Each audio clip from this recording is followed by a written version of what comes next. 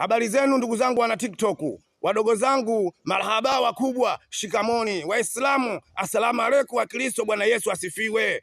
Kweli katika harakati zangu za kutafuta kibali cha kuishi nchini Afrika ya Kusini, kweli katika pitapita zangu Johannesburg, South Africa, nikakutana na mwamba mmoja, mtoto wa Kinondoni. Akaniambia, bwana sikiliza, sisi South Africa tumetia mfukoni, yani wewe ukitaka kibali cha kuishi South Africa leseni, tafuta randi 1000 kama 130 ya Kitanzania. Tuletee sisi tunakufanyia mpango mzima. Yani hapa sisi ofisi tuliposimama, hata ukitaka miuli ya ikulu ya South Africa inapatikana bila gharama. Ni kama mwanangu ni sio mchezo.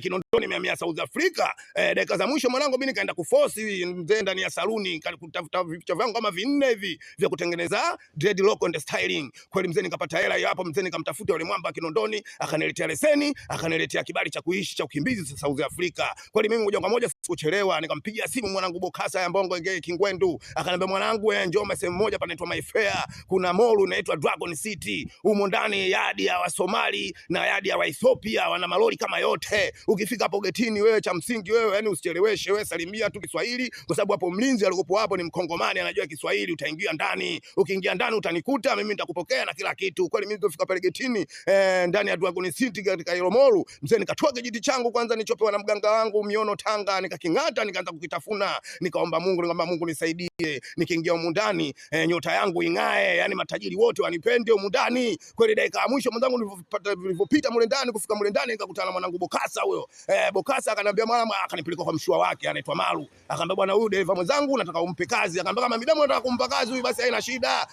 Moja kwa moja basi wewe unabidi umfundishe kazi huyu ili aiwe kazi inafanywa vipi. Kweli Bokasa akaanza kuzunguka na mimi katika South Africa mzima, ile mikoa yote, sijui Cape Town, Mpumalanga, sijui Mokofongo, Mokopane, sijui Upington, Richard Bay, sijui kila mikoa mwanangu nikakanyagia. Dakika ya mwisho kazi nikaijua, nilikuja kuijua kazi mwanangu moja kwa moja nikapewa chuma yangu. Sasa hiyo katika kupewa chuma yangu mwanangu, katika piga miseli South Africa mambo yakawa mazuri. Mzee nimepanga geto langu 2500 kwa mwezi, nalipa mwanangu kama 350 hivi. Kweli dakika za mwisho mwanangu nikaanza kutamani sasa kuishi na mwanamke wa South Africa, kwa sababu maisha peke yangu siwezi, kwa sababu picha linaanza geto yenyewe nalipa kodi ya mwezi mzima, lakini silali kwa sababu kila siku mimi napiga nolinda, tunaizunguka ile South Africa mikoa yote kusambaza mizigo ya madukani, kwenye maduka ya Ethiopia, maduka ya Somali, South Africa mzima.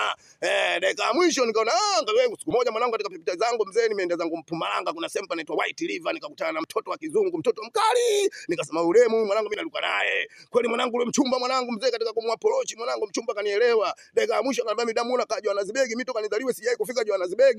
Kwa hiyo cha msingi ndugu yangu mimi nataka nikaishi na wewe Johannesburg. Nikamwambia basi baridi usikonde, jipange, trip ijayo mimi nikija na kuja kuchukua. Kweli trip ijayo mwanangu nikapata trip ya kwenda kule ndani ya White River Mpumalanga. Nikamwambia mwanangu jipange, kajipanga mtoto wa kike mwanangu, kachukua begi lake mwanangu mzee kamtia kwenye chuma mwanangu, moja kwa moja paka Johannesburg. Tufika Johannesburg mwanangu, dakika za mwisho mwanangu akaniambia bwana, hii kwa sababu sasa hivi ni kipindi cha baridi kali, winter time, cha msingi tu ukachukue pombe. Kweli mwanangu nikaenda kumchukulia mipombe, nikamchukulia minyama kutafuna, tukaingia tu magetoni. Kufika magetoni mwanangu, dakika za mwisho kula mtungi. Mzee nikazima kwa mka asubuhi, nikimwangalia vizuri na mwanambe kavua nguo mbele katuna. Nikimwangalia hivi maziwa yamepotea. Nikamuuliza wewe vipi, mbona ndugu yangu kama hivyo, mbona maziwa huna? Jana nilikuwa na maziwa, mbona uko mbele una jinsia kama ya kwangu? Nikamuuliza are you gay? Akaniambia yeye am gay. Nikamwambia mimi I don't like a gay, yani mimi sipendi magay, sipendi mashoga. Akaniambia bana, kama if you don't like a gay, why yesterday you fuck my ass? Kwa nini upitake kama upendi wewe mashoga, mbona jana ulinipelekea moto? Nikamwambia mimi sijakupelekea moto, mimi nilikupelekea moto pombe. Picha linaanza mimi jana nilikula mitungi na wewe tumekula mitungi. Dakika mwisho mimi nilikuwa sijui kama wewe shoga. Kwa hiyo dakika mwisho wewe alokupelekea moto so mimi ni pombe. Kwa hiyo dakika za mwisho bwana sikiliza, mimi mzako sifagili mashoga. Dakika ya mwisho wewe bwana jichenge rudi kule. Akaniambia sikiliza, mimi kunifukuza naenda za polisi, naenda kushtaki kama wewe umenibaka. Na dakika mwisho utaenda kuozea jela. Mimi nikaenda kuomba ushauri kwa wabongo wenzangu wakaanza kunitenga na kunikimbia, kuna mimi kama mimi mshenzi na kana shoga, na lile shoga dakika ya mwisho kile ningelifukuza ninaambia habari kama hizo. Kwa hiyo dakika ya mwisho bwana pati ijayo pati 12 nakuja, fuatilia ndugu yangu ujue kisa na mkasa kiliishia wapi.